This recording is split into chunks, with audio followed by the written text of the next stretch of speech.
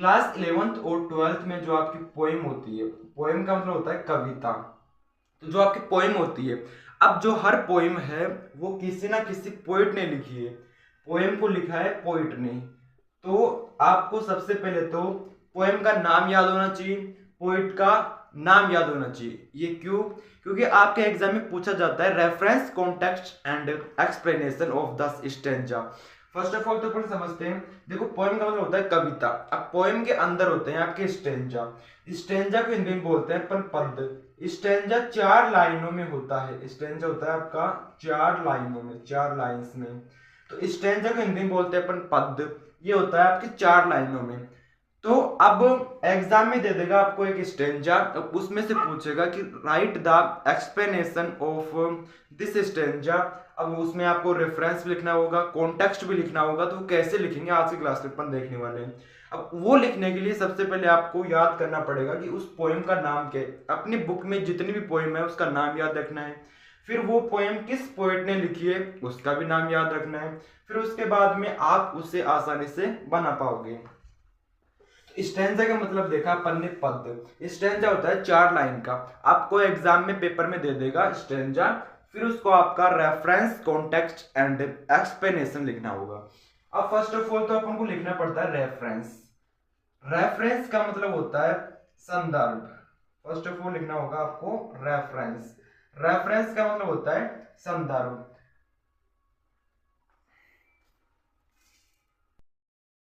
Reference का मतलब हो गया संदर्भ। इसे बोलते हैं अपन हिंदी में संदर्भ। जैसे अपन हिंदी में किसी पद की व्याख्या करते हैं, उसी प्रकार से अपन इंग्लिश में पोएम की जब रेफरेंस लिखेंगे, रेफरेंस का मतलब हो गया संदर्भ।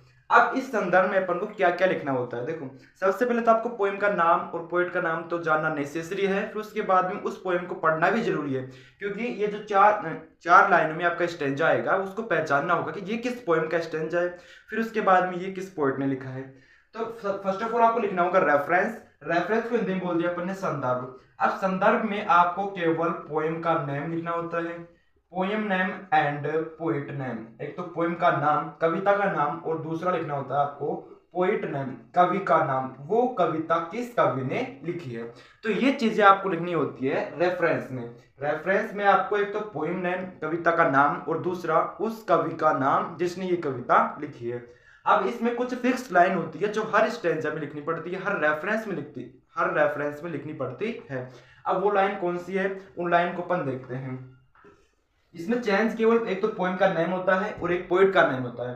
तो फर्स्ट ऑफ ऑल आपको रेफरेंस लिखना है। रेफरेंस लिखने के बाद में आपको लिखना है these lines have taken, these lines have taken from the, these lines have taken from the। उसके बाद में आपको लिखना है पोएम नेम। जिस भी कविता से ये लाइनें ली गई है उसका नाम आपको यहां पर लिखना होगा, पोएम नेम। फिर उसके बाद में लिखना है आपको रिटन बाय, या फिर आप इसकी जगह लिख सकते हो कंपोज्ड बाय, रिटन बाय या फिर कंपोज्ड बाय। फिर उसके बाद में आपको यहाँ पर पोएट का नाम लिखना है। यहाँ पर आपको लिखना है पोएट नेम, कवि का नाम। समझो, इसमें चेंज के लिए एक तो होगा पोएम का नेम और दूसरा होगा पोएट का नाम।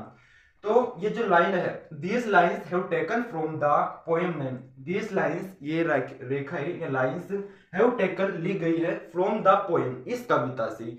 ये लाइनें इस कविता से ली गई है। रिटन बाय का मतलब ये होता है लिखी गई है, और कंपोज्ड बाय का मतलब भी होता है लिखी गई है। उसके बाद में आ जाएगा पोएट का नेम। तो रेफरेंस में आपको कुछ नहीं करना, सबसे पहले रेफरेंस डालना है। रेफरेंस में आपको ये लाइनें, चाहे वो कोई सा भी स्टेंजा हो, कोई सी भी पोएम का हो, ये लाइन तो चेंज नहीं होगी। ऐसे कैसे लिखनी है आपको, these lines have taken from the. अब यहाँ पर आपको लिखना है पोएम नेम। वो स्टेंजा जिस भी पोएम का है उस पोएम का यहाँ पर नाम आ जाएगा। जैसे क्लास 11th में एक पोएम है, क्लास 11th में एक पोएम है जिसका नाम हो जाएगा द लेबर नाम टो। क्लास 11th में एक पोएम है जिसका नाम है द लेबर नाम टो। तो these lines have taken from the poem, यहाँ पर पोएम वो लिखना, from the poem The Laburnum Top. उसे आपको सिंगल कोमा में दर्शाना है। जो आपका पोएम का नाम होगा उसे आपको सिंगल कोमा में दर्शाना होगा। The laburnum top. अब जो भी पोएम का नाम होगा उसे आपको सिंगल कॉमा में दर्शाना होगा। फिर रिटन बाय या फिर कंपोज्ड बाय पोइट नेम, इसकी जगह आपको लिखना है कवि का नाम। तो ये जो लेबरनम टॉप है पोएम है वो लिखी है आपकी टेड ह्यूजेस, एक पोइट है, उन्होंने ये कविता लिखी है। तो ये हो गया आपका रेफरेंस कंप्लीट। देखो रेफरेंस में क्या लिखा, these lines have taken from the poem the laburnum top written by या फिर कंपोज्ड बाय। इन दोनों में से अपन को केवल एक वर्ड लिखना है, चाहे तो रिटन बाय लिख दो या फिर कंपोज्ड बाय लिख दो, दोनों ही सही है लेकिन लिखना एक है। तो कंपोज्ड बाय टेड ह्यूजेस, ये लाइनें द लेबरनम टॉप कविता से ली गई है जो टेड ह्यूजेस द्वारा लिखी गई है। ये हो गया आपका रेफरेंस कंप्लीट। आई होप इसमें कोई समस्या नहीं होगी, केवल एक तो पोएम का नाम और एक पोएट का नाम, ये दोनों ही चेंज होगा, बाकी लाइनें सेम रहेगी। These lines have taken from the poem, फिर पोएम का नाम आएगा, रिटन बाय, कंपोज्ड बाय, फिर पोएट का नाम आएगा। उसके बाद में नेक्स्ट लिखेंगे अपन कॉन्टेक्स्ट। फर्स्ट तो लिख लिया अपन ने रेफरेंस, अब दूसरा लिखेंगे अपन कॉन्टेक्स्ट। कॉन्टेक्स्ट को हिंदी में बोलते हैं अपन प्रसंग। अब इस कॉन्टेक्स्ट में अपन को क्या लिखना पड़ता है, देखो कॉन्टेक्स्ट में अपन को the main theme of the poem of the stanza, जो मेन थीम होती है, मुख्य विषय वस्तु होती है उस स्टैंजा की, वो अपन को कॉन्टेक्स्ट में लिखनी होती है। और इसमें भी एक लाइन सेम है कि इन दीज लाइन्स, इसमें एक लाइन ही सेम है, in these lines the poet tells, या सेज भी बोल सकते हो, टेल्स भी बोल सकते हो, लेकिन बोलना एक है। In this lines the poet tells, tells की जगह आप सेज भी कह सकते हो, द पोइट टेल्स सेज। अब ये जो लिखना होगा आपको वो ओनली फॉर वन लाइन में लिखना होगा। अब ये यहाँ पर क्या लिखना होगा वो बताते हैं। इस कॉन्टेक्स्ट में आपको लिखना होगा एक लाइन तो ऐसे की ऐसे, in this lines the poet tells, इन लाइनों में कवि बताता है या फिर कवि कहता है। उसके बाद में आपको एक लाइन छोड़नी नहीं है। यहाँ पर क्या करना है आपको, जो भी उस स्टेंजा में एक मुख्य विषय वस्तु है, मेन थीम है, वो आपको लिखनी है एक लाइन में। अगर एक से ज्यादा लाइन में लिखते हो तो वो फिर एक्सप्लेनेशन में आ जाएगा। कॉन्टेक्स्ट में आपको केवल एक लाइन में जो उस स्टेंजा की मेन थीम है वो लिखनी है। जैसे कि उस स्टेंजा में किसके बारे में बताया जा रहा है, किसी की खुशी के बारे में, उदासीनता के बारे में, या फिर वो किसको प्रकट करता है, किसके बारे में कहता है। तो वो जो भी एक लाइन में जो भी उस स्टेंजा की मेन थीम है उसको अपन को एक लाइन में लिख देना है। कॉन्टेक्स्ट कंप्लीट, कॉन्टेक्स्ट लिखना है। उसके बाद कॉन्टेक्स्ट में अपन को एक लाइन सेम लिखनी है, in this lines the poet tells says. उसके बाद में आपको उस स्टेंजा में जो मेन थीम है, मेन थीम, मैन का मतलब हो गया मुख्य और थीम का मतलब होता है विषय वस्तु, तो उस कविता में जो मेन थीम है उस स्टेंजा में उसको आपको यहाँ पर राइट करना है। फिर लास्ट पार्ट है अपना एक्सप्लेनेशन। एक्सप्लेनेशन का मतलब होता है व्याख्या। एक्सप्लेनेशन, एक्सप्लेनेशन का मतलब होता है व्याख्या। अब इस व्याख्या में आपको क्या करना पड़ता है, एक्सप्लेनेशन मतलब हो गया व्याख्या। व्याख्या में आपको उस स्टैंजा की पूरी व्याख्या करनी होती है।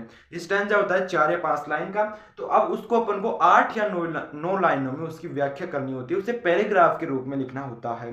जैसे कि अपन इंग्लिश को पढ़कर उसकी हिंदी बोलते हैं, तो जो हिंदी बोलते हैं फिर उसको इंग्लिश में ट्रांसलेट करके आपको एक्सप्लेनेशन में लिखना होता है।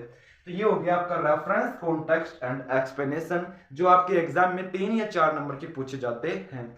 तो कुछ नहीं किया अपन ने, देखो आपको एक तो पोएम का नाम याद रखना है और एक पोएट का नाम याद रखना है, ये तो बहुत नेसेसरी है। आपकी किताब में सारी 4-5 पोएमें होगी, तो 4-5 पोएमें याद रख लेना, उनको अच्छे से पढ़ लेना, ताकि जो भी स्टेंजा आए तो अपन पहचान जाए कि ये स्टेंजा इस पोएम का है। उसके बाद में फर्स्ट ऑफ ऑल आपको लिखना है रेफरेंस। रेफरेंस सबसे पहले लिखना है, रेफरेंस का मतलब होता है संदर्भ। इसमें अपन लिखेंगे these lines have taken from the poem, यहां तक तो सेम रहेगी आपकी, these lines have taken from the poem. उसके बाद में यहां पर लिखना होगा आपको जो भी वो स्टेंजा है वो किस कविता से लिया गया है, तो उस कविता का नाम यहाँ पर आ जाएगा। फिर रिटन बाय या फिर कंपोज्ड बाय, जो भी उस राइटर का नाम होगा, वो पोएट का नाम होगा, वो यहाँ पर लिख देंगे। ये हो जाएगा अपना रेफरेंस कंप्लीट। रेफरेंस में सीधा सीधा आपको बताना होता है एक तो poem name and poet name, एक तो कविता का नाम और दूसरा कवि का नाम बताना होता है।